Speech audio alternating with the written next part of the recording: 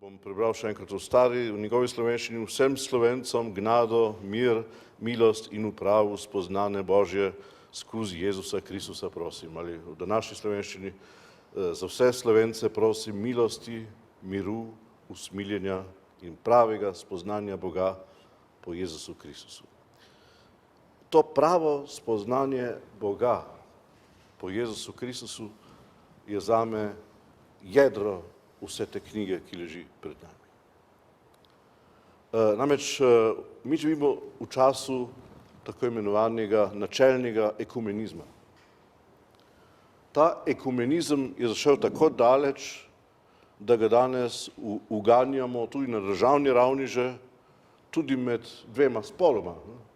Danes nismo ekumenski samo med pravoslavnimi in katoliškimi in tako naprej, danes skušamo biti ekumenski tudi med različnimi spoli in jih malo mešati med sabo in razglašati zveze med ljudmi kot enakopravne, kakor pač ekumenizem to hoče. Skratka, isti pojav se prikazuje na vseh ravneh življenja in to je nekako, ta beseda seveda pride od grške besede oikos, ki pomeni hiša, to se pravi, tudi ekonomija prihaja iz tega, se pravi zakoni hiše, to je ekonomija. Vse je mišljeno, da smo vsi pod isto streho. Ta stvar je zelo v redu, če vemo, kdo je ta streha. Ta streha namreč ni kaj, ampak je nekdo. Če je ta streha Kristus, potem sem jaz prvi za ekumenizem. Samo tista streha in ta ekumenizem ima svoje jasne tudi moralne zakone. In tam ti drugi ekumenizmi, ki sem jih nekoliko, bi rekel, ironično poimenoval, nimajo prostora. Tam se ve, kakšna so pravila igre. Današnji trend pa gre za, bi rekel, pomešanje vseh razlik in ukinjanje vseh razlik. Mi danes nimamo samo problema, če je 19. stoletje skušalo ukiniti razliko med bogatimi in revnimi, če je 20. stoletje skušalo ukiniti razliko med rasami, in so iz Dunajskega antropološkega muzeja po direktivi ministra za ne vem kaj že umaknili vse vzorce človeških ras in so mislili, da so s tem rešili rasni problem, kako naivna je oblast. Umakneš tiste lutke v kleti, zdaj rasnega problema ni več, tako to gre. Torej, v tem duhu mi danes živimo in to seveda ni ekumenizem Kristusa, to ni ekumenizem, o katerem govori ta knjiga. Zanimivo je,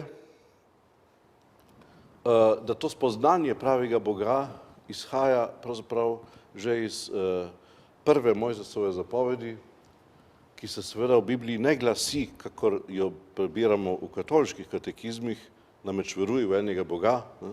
In vsak Slovenec, če ga vprašate, kako se glasi prva Božja, vam bo to citiral, ker ga ni bral in ni slišal. Pač pa nasprotno, ne imej drugih bogov. To ima več razlogov. En izmed razlogov je gotovo ta, da takrat ateizem ni bil problem. Takrat je bil problem preveč bogov. Danes imamo problem, da Boga zanikuje del sveta.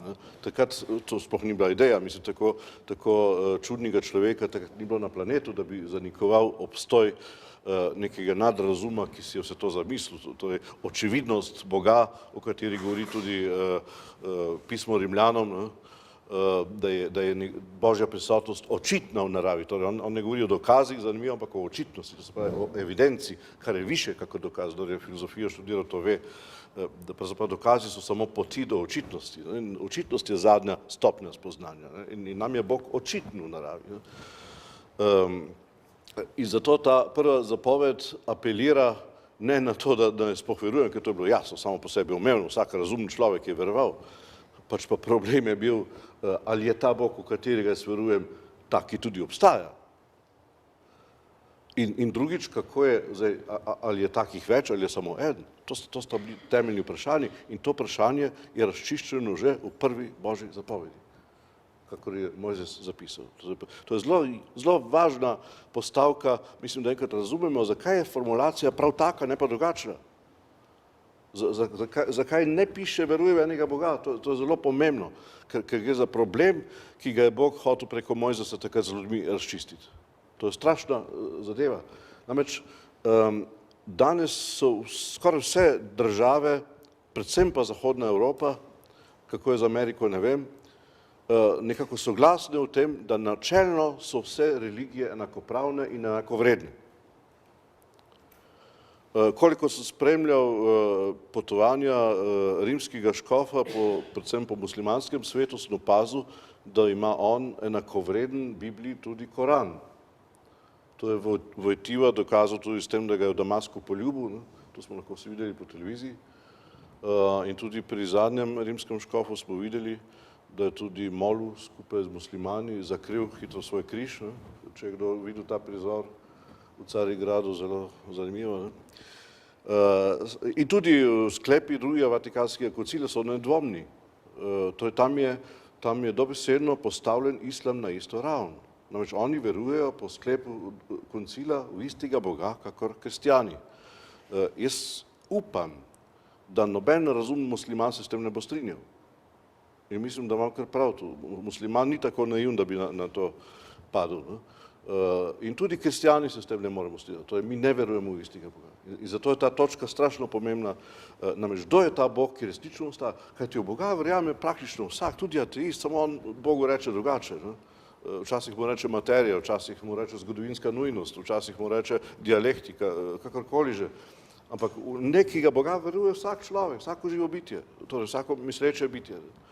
Problem je verovati v živega Boga, ta, ki resnično obstaja. In to je tema prve Mojzesove zapovedi, to je tema Trubarjeve knjige. To njega zanima. Prav spoznati Boga in kako spoznati, sam pove, skozi Jezusa Kristusa, po Jezusu Kristusu. Druge poti ni. Mi ne moramo spoznati Boga ne skozi filozofijo, niti skozi zgolj formalno logiko, ne preko znanosti, ne preko čustev, ne preko umetnosti, čeprav Dostojevski govoril, da bo lepota rešila svet, ja, lepo ga je rešila.